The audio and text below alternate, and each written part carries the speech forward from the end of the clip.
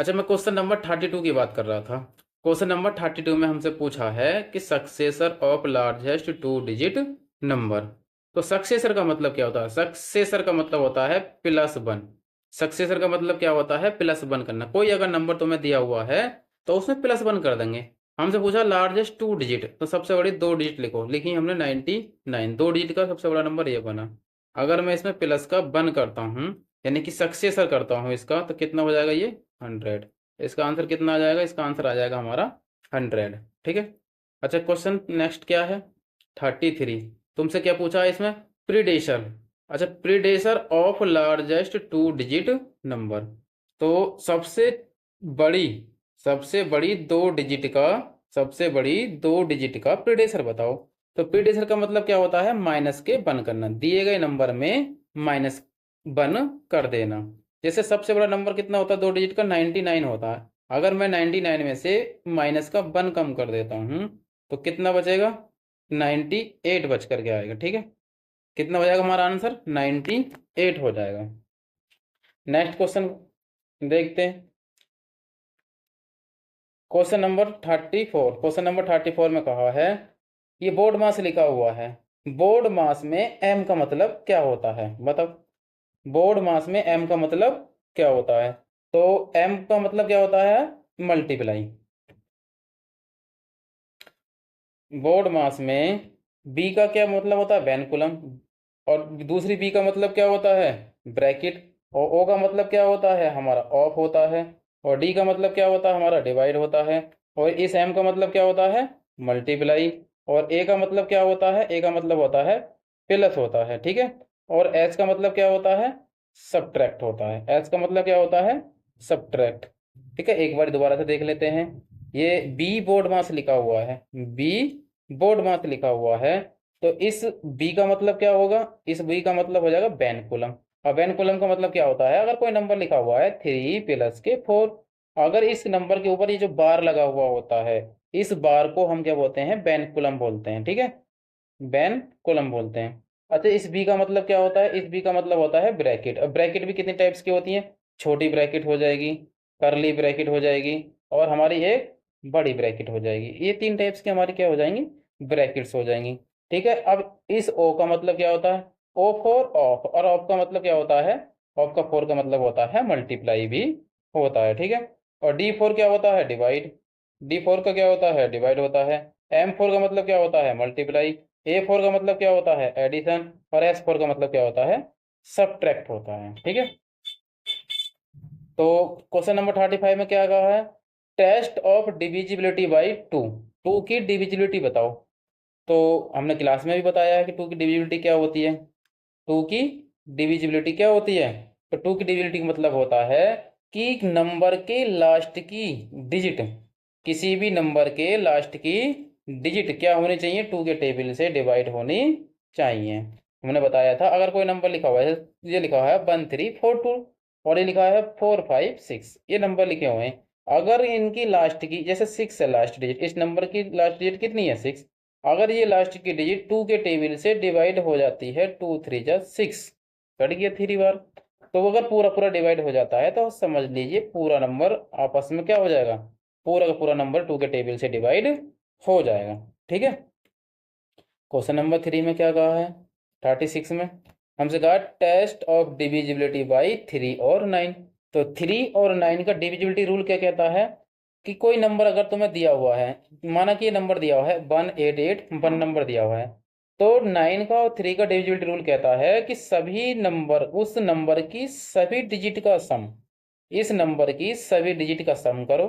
सम करा हमने, कितना आया? 18। अगर वो नंबर 3 के और 9 के टेबल से डिवाइड हो जाता है, अगर वो नंबर 3 के डिवाइड हो जाता है तो 3 के डिविजिबिलिटी रूल को फॉलो करेगा।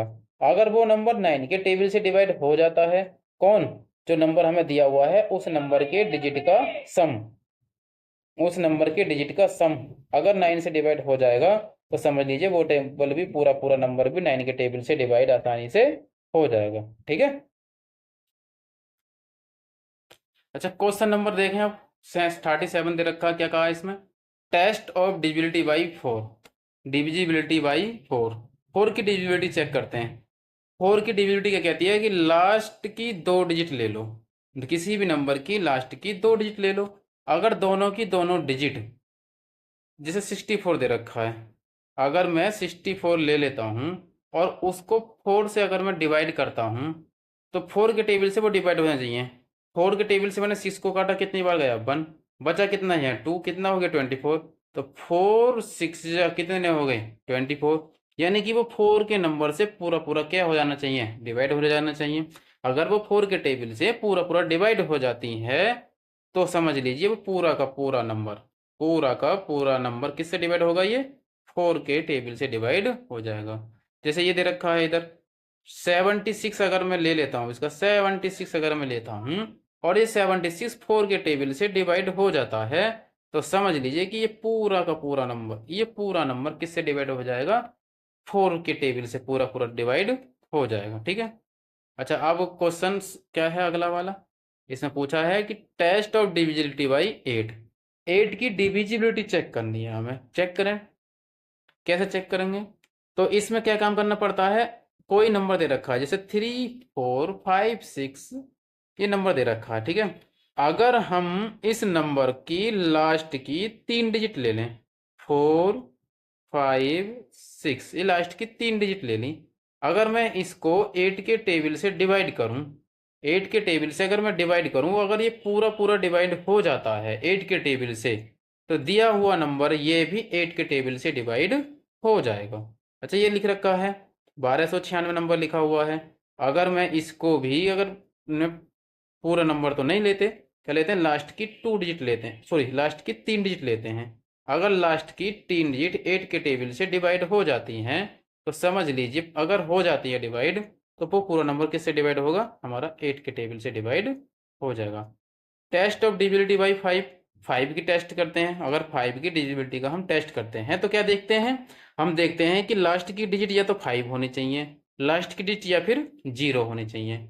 अगर किसी भी नंबर की लास्ट की डिजिट या तो 0 आ जाए और ये लास्ट की डिजिट क्या आ जाए हमारी 5 आ जाए, किसी भी नंबर की लास्ट की डिजिट या तो 0 आ जाए और या 5 आ जाए, तो वो किसकी डिविजिबिलिटी को फॉलो करेगा, वो 5 के टेबल से पूरा पूरा किस क्या हो जाएगा, डिवाइड हो जाए। जैसे ये नंबर दे रखा 550, इसकी लास्ट की डिजिट क्या दे रखी है 0, इसकी लास्ट डिजिट क्या दे रखी है 5, तो हमने क्या बताया, या तो 0 आ जाए और या 5 आ जाए, तो पूरा नंबर किसके टेबल से डिवाइड हो जाएगा, वो 5 के टेबल से पूरा पूरा आराम से डिवाइड हो जाएगा। ठीक है।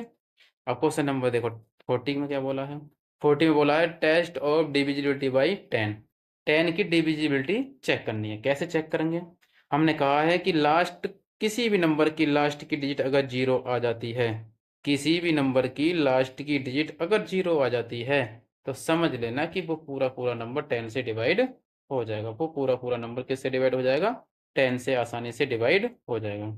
अच्छा, 6 की डिविजिबिलिटी क्या कहती है, 6 की डिविजिबिलिटी कहती है कि वो 2 का रूल और 3 के रूल को फॉलो करे, 2 का रूल और 3 के रूल को फॉलो करे, तो वो 6 के टेबल से आराम से डिवाइड हो जाएगा। 2 का रूल क्या कहता था, 2 का रूल कहता था अगर कोई नंबर दे रखा है उस नंबर की लास्ट की डिजिट 2 के टेबल से डिवाइड होनी चाहिए। 3 का रूल कहता था कि कोई नंबर दिया हुआ है, सभी डिजिट का सम अगर 3 के टेबल से डिवाइड हो जाता है, तो वो 3 के रूल को फॉलो करता है। क्वेश्चन नंबर 42 में क्या लिखा है, हमसे पूछा है डिविजिबिलिटी ऑफ 11, डिविजिबिलिटी ऑफ 11, तो 11 की डिविजिबिलिटी देखते हैं क्या बोला है।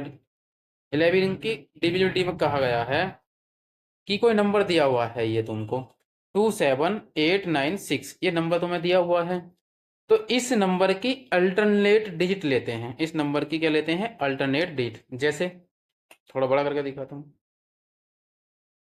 जैसे इसमें क्या लिखा हुआ है 2 + 8 + 6, इन सबको मैंने जोड़ा, फिर जो बची डिजिट, एक तो तुम्हारी 7 बची और एक तुम्हारी 9 बची, इन दोनों को जोड़ा और इन दोनों को जोड़ने के बाद फिर मैंने क्या लिया, इनका डिफरेंस लिया। डिफरेंस जब लिया मैंने, तो 16 - 16, डिफरेंस क्या आया 0। या तो नंबरों का डिफरेंस क्या जाना चाहिए 0, या फिर वो 11 का मल्टीपल होना चाहिए। अगर ऐसा होता है या तो 0 आ जाए या वो 11 का, ये डिफरेंस जो है 11 का मल्टीपल आ जाए, तो वो पूरा पूरा नंबर किससे डिवाइड हो जाएगा, वो पूरा पूरा नंबर 11 के टेबल से डिवाइड हो जाएगा। ठीक है।